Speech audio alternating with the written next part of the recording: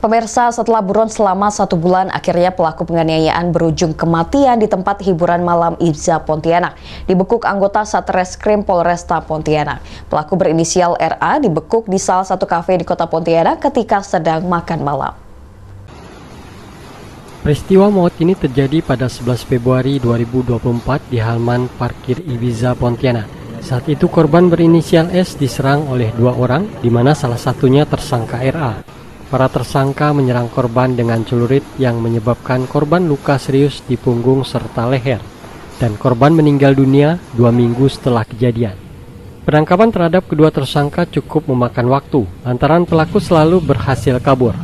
Dan pada 7 Maret 2024 malam, anggota mendapat informasi bahwa tersangka RA sedang berada di sebuah kafe sedang makan malam.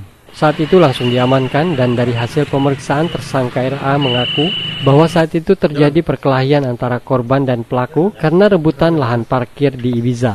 11 Februari 2024 sekitar pukul 2 WIB, lokasinya di Ibiza, di mana pada saat itu terjadi penikaman terhadap korban yang akhirnya berakibat meninggal dunia pada 2 minggu setelahnya.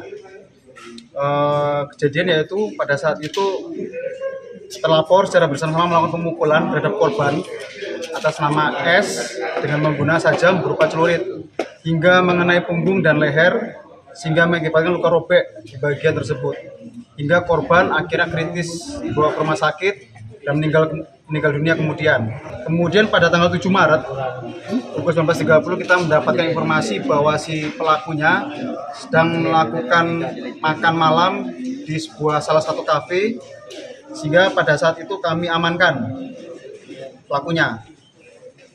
Nah, kemudian dari keterangan si pelaku bahwa memang pelakunya mengakui bahwa terjadi perkelahian antara korban dengan pelakunya akibat rebutan lahan parkir pada saat itu, sehingga ketika terjadi perselisihan dan cekcok akhirnya lepas emosi, kemudian terjadilah penganiayaan.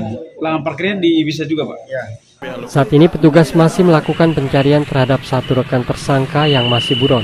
Sementara RA sendiri akan dikenakan pasal 354 Kitab Undang-Undang Hukum Pidana dengan ancaman pidana penjara seumur hidup.